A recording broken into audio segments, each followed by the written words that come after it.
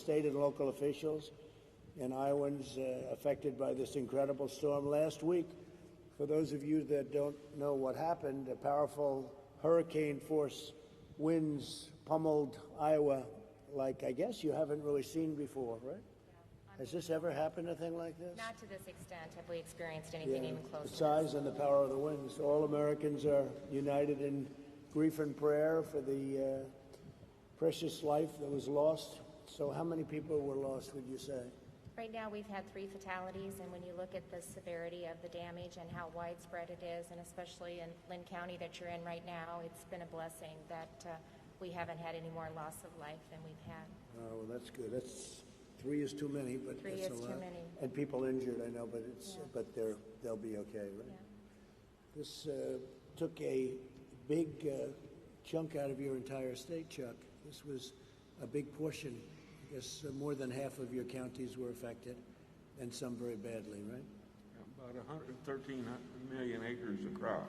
Amazing. No, it's amazing. So my administration's already working with Iowa officials, some of whom are with us now, to provide aid and to assess the damage. Winds from 80 to 110 miles per hour have carved a path of destruction through over half of Iowa's really great counties, many of which I got to know over the years.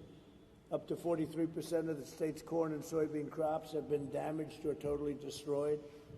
332 cell towers were damaged, think of that, impacting 1 million residents. Nearly 500,000 of the Iowa electric customers lost power, but I understand the power is back to about 90%. That's the goal by the end of the night, so we're making progress and getting closer. And the power company's done a good job Yep. under the circumstances? We had 595,000 households without power. 97% of Lynn County had no power from the storm, Wow. So unbelievable. So they really did a good job getting it back, right? Yep. So fast. With the That's compact fantastic. aid, mutual aid, really implementing that, we've seen a lot of collaboration take That's place. fantastic. Thank them for us. And schools here in Cedar Rapids were hit very hard, and many of the schools that plan to open are now going to be delayed, not for the pandemic reason, but for an unrelated reason that nobody thought would happen. So yesterday I approved a disaster declaration for Iowa, you know that? And it was done in record time, and we're offering the full support of the federal government, so you'll take care of that. Sure. And the USDA also announced assistance for impacted farmers, just as we delivered $117 million to the Cedar Rapids Flood Mitigation Project in 2018, and that was another big one. Yeah. Cedar Rapids has had a rough couple of years when you think about it, right? But we took good care of the flooding, and just like we did that, we're going to help you recover from the storm, and we'll get it done, and we'll all get it done together. Iowans have always been resilient and strong and tough and great people. From the depths of this grave hardship, we will rebuild even stronger than before. We're going to be in fantastic shape in a very short period of time. You have a outstanding group of people representing you, and maybe if I could, Kim, you could start off and say a few words as to what's going on and how we can further help. Yeah. Well, first of all, I just want to extend my gratitude for the incredible turnaround time. In less than 24 hours, you were able to approve the major disaster declaration, and that provides a lot of insurance to our communities that have been impacted by the derecho. It's basically a 40-mile wide tornado that went through the state of Iowa, 112 miles an hour per wind, up to some of the highest speeds. And as I indicated, 595,000 households without power, significant damage to our electricity and communications infrastructure. But the capacity of our utilities to get people back up has been great. Appreciated Secretary Administrator Gaynor being on the ground yesterday and seeing firsthand some of the damage.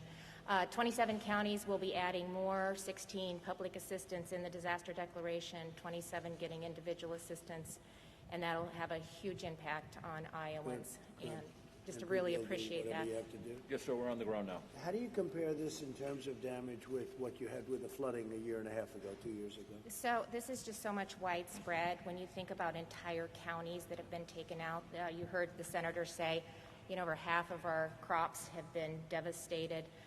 We are anticipating these early estimates, about $4 billion worth of damage. 3.7 of that is through agriculture, between the loss of crops and structures, and then... So this is even more than the floods? Oh, yeah, yes. Wow. More widespread, and we'll have additional counties that will be added. They're working on that right now. The mayors will talk about some of the early estimates that they're seeing, but significant damage. But we will come back stronger and better than ever, and we've got a lot of help, and we just appreciate the quick response that we've been able to. You have your friends from the Army Corps of Engineers. Nobody better. They helped you the last time. You didn't think you'd be back so soon, General, did you? Well, I appreciate the response with the floods. Well, Mr. President, of course, we work for FEMA and the administrator. We're very, very proud to be out here. We've been asked to do some assessments on some of the debris removal. We think they've got about 1.5 million cubic yards, and the state's going to do a lot of that heavy lifting. But whatever we can do to help, the Army Corps is all in. So, Chuck, with that voice, wouldn't he be a great politician? His voice is almost as tough as yours. Not quite. As long as he doesn't run in Iowa. That's a good point. Chuck, what would you like to say? First of all, I think you're coming here and representing the federal government and as President of the United States to show your work and helping us work through this is very, very important. So we thank you for that. And if I were going to compare the 150 miles I traveled from Boone to Cedar Rapids Thursday, Friday, and Saturday last week, the damage to the crops, I've seen corn flat on the ground in my 50 years of farming, but I have never seen it mile after mile and, just flat on the ground, and very little of it recoverable, I think. So that's something to keep in mind. And I think that one of the things that make you proud of Iowans is, I think you probably know, neighbor helping neighbor, and things of that nature. So we thank you for coming, and the widespread damage that you're going to be alerted to, and the homes lost and the power outages and the crop damage is all important. But you're stepping up to help with that declaration, and we thank you. And it's difficult because you had the largest order of corn in history. Did you know that last week? Yeah. From of all groups, China. How about that? China,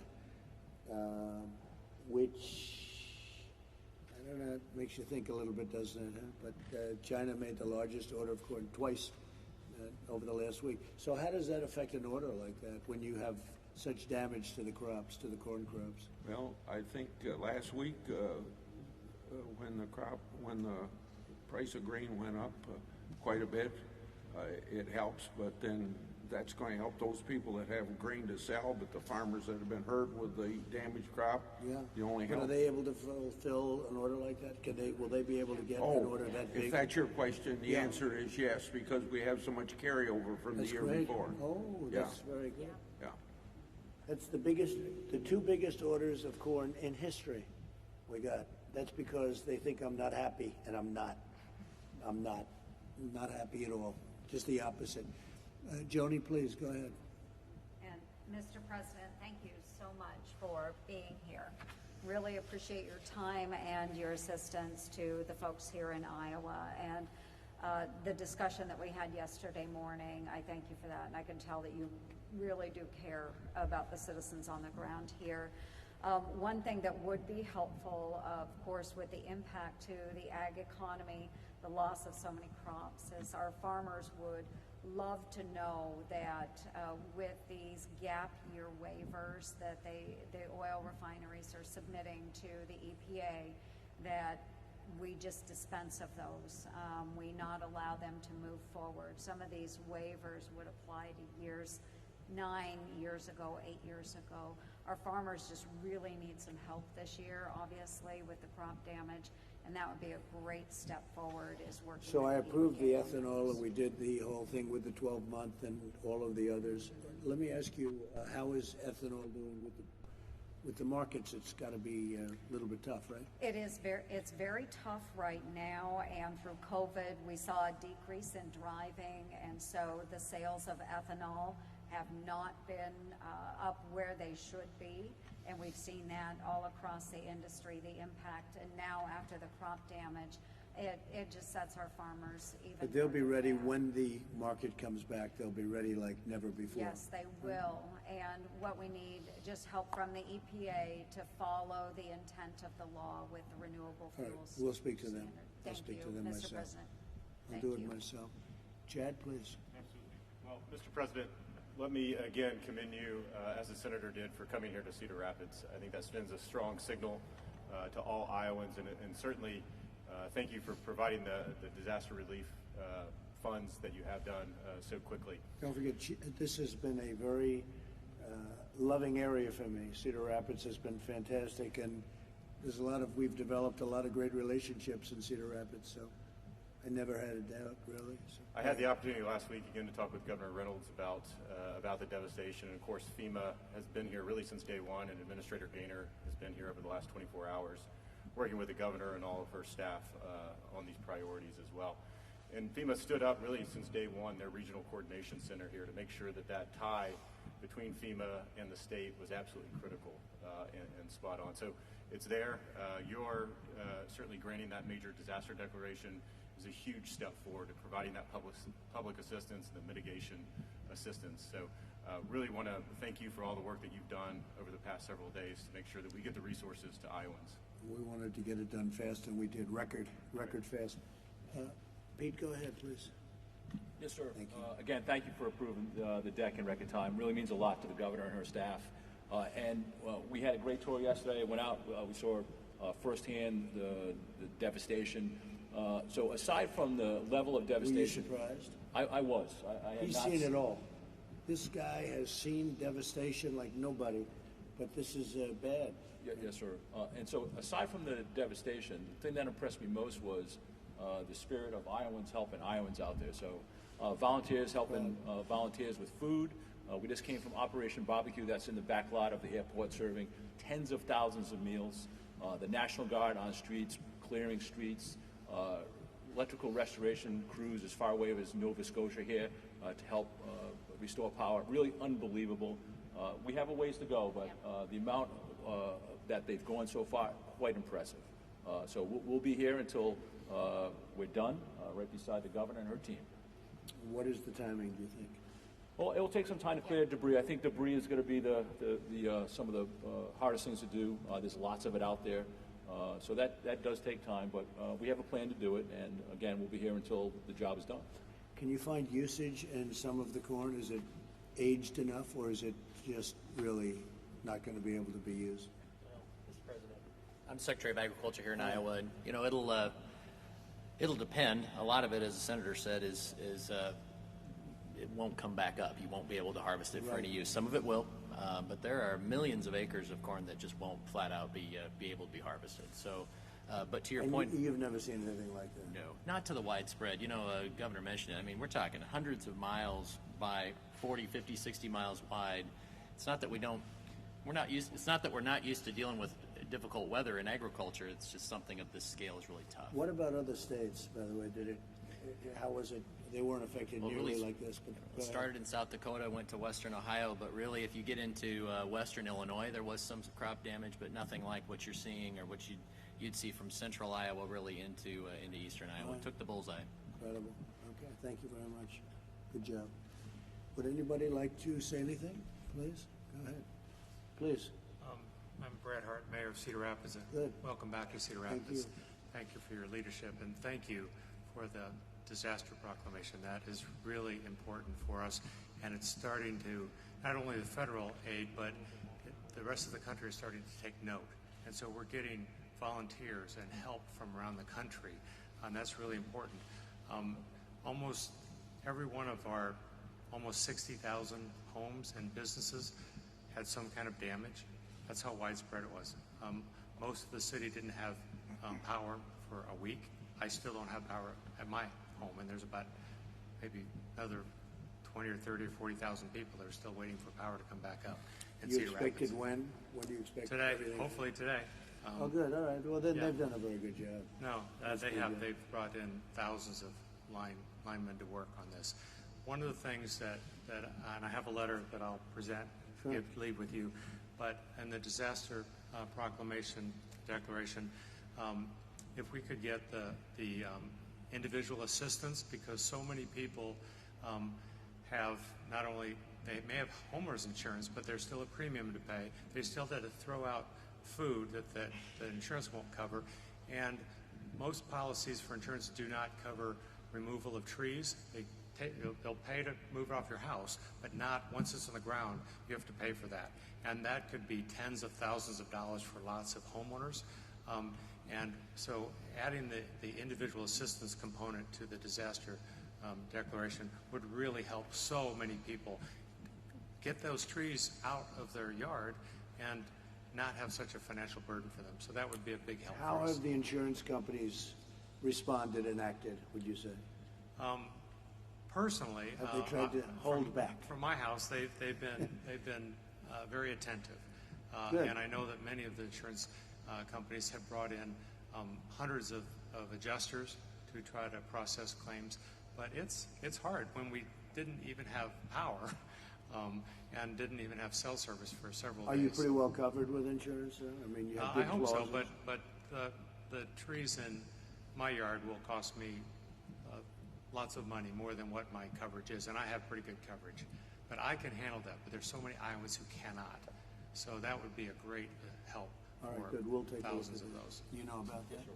And it's actually part of the disaster declaration, and we're actually accumulating the damage and the numbers, and we'll be able to add that on, and we should be able to do that in See a what short we can amount of do. time. You'll let me know. Yes, sir. Those assessments are coming through. Yep. Expect them probably the next week or so. Yep. Turn on the individual assistance. How many people will that affect? Well, I think it could affect 55,000 people, at least, because 55,000 buildings, homes, mainly homes, and businesses were impacted by that. Amazing. It's big. All right? It's amazing. Okay, we'll take care of it, Mayor. Thank you very much. Thank you. Please, Good go morning, ahead. Mr. President. Thank you. I'm Nick Abawasley. I'm the mayor of the city of Marion. We're a Good. city of 40,000 people right next to Cedar Rapids. And thank you so much for the declaration and the speed with which you approved that. We are Iowans. We help each other. We pull together, but with this scale of devastation of this disaster, we need help. And we're really grateful to be getting the help from the state and from you. As the Mayor Hart said, the devastation is very widespread, and that's what's unique about this disaster. It's not just one area of our community. We estimate that 90 to 95% of buildings, homes, and businesses in our town have some type of damage. And the tree removal, my understanding is that, as the mayor said, the insurance policies will pay for removing the tree off the house, but a lot of trees didn't fall on the houses. And so the average tree removal is, as I understand, is $3,500 per tree. And so I know someone who lost 39 trees, large, mature trees, some of them over 100 years old. I know another tree farmer who lost 5,000 trees. So if you drive around the community, the debris covers up the buildings. So is that a liability when you have trees, all those trees? You love those trees. You'd rather keep those trees, right? Well, they provide tree cover and are very helpful for energy efficiency. So that's really a loss. Yes, absolutely, absolutely. The other thing, we're worried about individuals and businesses because on top of this, the economic stress of COVID, obviously, now people have this type of stress with the financial burden of removing the trees and clearing the debris. How are you doing with the COVID? How's your area, both of you? How are you doing with COVID?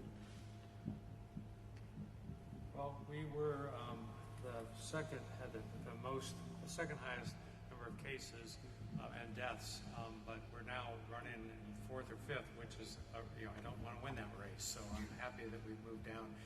We're working hard. The community has stepped up, and masks, and businesses are requiring masks to protect their own customers and their own workers. I think we'll get through it. People really understand the importance of it now, and people have adjusted their lifestyle. But a vaccine will. Yeah, well, they're doing great on vaccines, and they're doing great on therapeutics, and even places like I was reading, New Zealand is in such good shape, and then today they have a big outbreak. So it's the invisible enemy, but we're getting through it. And the vaccines are coming along really well soon, and therapeutically really good. We are concerned, Mr. President, though, that we might lose a lot of small businesses because just as they're starting to recover from COVID and open up for business again and regain their business, You get hit. now they got hit. And so if there's a way to help them, maybe Okay. extend the PPP. Well, we're going to look very serious. Let the individual help. Okay, let's do that. Okay. It's a double whammy. Let's help. Please. State representative. The district that I represent is in Marion and Cedar Rapids, so I've been working with these gentlemen since the disaster hit last week. I just want to touch on, a lot has already been said here about what this state needs, and thank you for your leadership in getting that presidential disaster declaration. I'm a mom myself. I have a 7 and 9-year-old, and you touched on schools and how challenging that's going to be going forward. I was just talking with my superintendent this morning. We've already delayed the start of school until September 14th for Linn-Mar District because of this disaster. So they had already made a lot of return to learn plans dealing with the challenges with COVID. So I think making sure that we take care of our school buildings. They suffered damage, catastrophic damage in many cases, similar to a hurricane. So exactly what you might see on the East Coast during a hurricane, we've now experienced that right here in the heartland. So I just want to say I appreciate your speed in getting that through. Those resources will be greatly appreciated and greatly used to help our When was the kids last time affected. something like this happened, would you say? If ever? Not I mean, this like 100 dramatic, years ago? Nothing like this. widespread. Yeah. I think Nothing like this. The scale is what is the issue here, and they've touched on it. Everybody had damage, which meant normally when we would be out jumping to another community's aid, everybody had to deal with their own community and the challenges that they were facing. And so we've seen still Iowans, they finish their own yard and they run right to their neighbor's yard, and that's just what we do. That's what we did in my neighborhood. We just got power last night, and you could have heard the cheers. So I think that makes a huge difference in people's recovery, but there are a lot of challenges ahead, and we will see those in the coming days, but appreciate your open line of communication. And Well, we'll take care of it, and you're going to have a very fast recovery, I predict. Please, go ahead. Yeah. Mr. President, I'm Wayne Blackford. I'm a farmer and a cattle feeder right north of Marion here, and I want to thank you for coming to Cedar Rapids. But I think the big thing, we have insurance on our buildings and our farm, and we also have crop insurance, which we want to thank you for, and keeping that in place over the next several years. We really need the crop insurance. It's going to be a big help. But we're fine with our buildings. We're well insured, but we need profitability in agricultural to keep going. We need to be able to rebuild and rebuild right, not just cobble things together. But you feel good about it. I feel good about it. And you really have good insurance. Most of you seem to have very good insurance. Well, we've seen tornadoes before, and usually when we have a tornado, it hits one spot. We actually feed cattle on 11 farms, and so, yes, we've had trouble before, but never on this many places at once. So this was, in a way, less dangerous than a tornado, but much wider, right? But the point of a tornado is truly brutal. My wife and I were in the house, and we said, this is not a tornado, but when the siding went off the back side, we decided to go to the basement. It might have been. You said, maybe it is a tornado. Yeah, so it felt like a tornado. I don't know if it sounded like a freight train, but it was devastating. That's incredible. I never seen stuff go by the window so fast. Good job. Very good. Please. Good morning, Mr. President. Mayor Jarek Armstrong, Mayor of Clarence, which is about 35 miles east of here on Highway 30. It's a town of about 1,000 people. Small town like a lot of communities in Iowa. We just want to thank you for everything you're doing for the state of Iowa and all our small communities, because we are going to need the help. We were the hardest hit community in Cedar County. Numerous homes damaged, trees down, as the other mayor said. But you stated earlier the resilience of Iowans really came out last week, and I can say that for a fact in my community. The people that stepped up to the plate, the farmers that brought their equipment into town, got it out from underneath of their buildings that were collapsed on top of the equipment, and brought their equipment to town to help clean up the mess so we could get power restored to town, which we got back about 4 o'clock yesterday afternoon.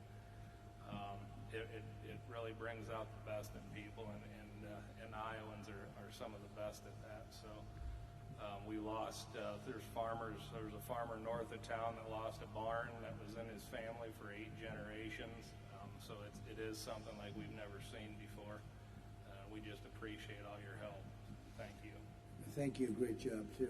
And Kaylee, let me ask you, with all that's going on in the world, is the world aware of what happened in Iowa? Because it is really something.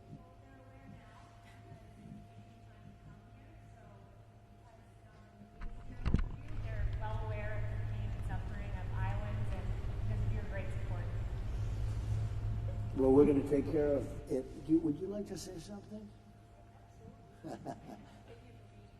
Thank you very much. I'm executive director at Mission of Hope here in Cedar Rapids. I've been there almost 4 years. Right. We work to help people who are homeless, nearly homeless, living in poverty. And this week, I became one of those people. Our family lost our house, due to the damage from the storm. And I know we'll be able to come back. We've got good insurance, like everybody sitting here. Really, really grateful for that. Just to echo what these guys said, we have a 2.5 acre wooded lot, fully mature oak trees over 100 years old, and we lost over 100 of them. It's going to be well in excess of $250,000 just to remove trees. No kidding. Wow. So That's incredible. That's a big part of it. That's a very big part of it. It's something that our family, was not quite prepared for. We didn't even own a chainsaw. So, I want to shift gears for a second and talk about the people that I'm blessed and lucky to serve at Mission of Hope. They're hungry today, and it's day 9 with no power in that neighborhood, and they're not just hungry for food. They're hungry for compassion from our leaders, just to know that our leaders care and are working on their behalf. They're isolated people, so they don't necessarily have good access to, right now without power, they don't have internet access, they don't have coverage of the local news of what's going on. People are trying to help them, but they're hungry to know that. They're hungry for human touch. This COVID pandemic has isolated these people, and I just went through our lines this week of people who were waiting for lunch, giving out hugs, even in spite of the pandemic. Just people are hanging on to a hug and clinging to personal words of encouragement. Their physical needs are not being met. They lost their food. Many of them have lost their shelter. They don't know where their clothes are. And as I mentioned, they don't have power. Though we do appreciate all the hard work we can see being done in our community. As of yesterday and this morning, we still do not have power. And finally, they need help financially. Due to COVID and the uncertainties of all the businesses being closed, many of them were just returning to work, and now they've been off work again. And so they're definitely hurting. We're strong as Iowans. You've heard that all around the table. We're strong and we're resilient, Mr. President, but we are tired and we need your help. Thank you very much. Very much. Would anybody like to ask any questions? The governor, or senators, or FEMA, or Chad, any questions for them concerning this situation, which we're going to take care of very rapidly in Iowa? Anybody? Okay, it's been very well covered. Senator, thank you very much.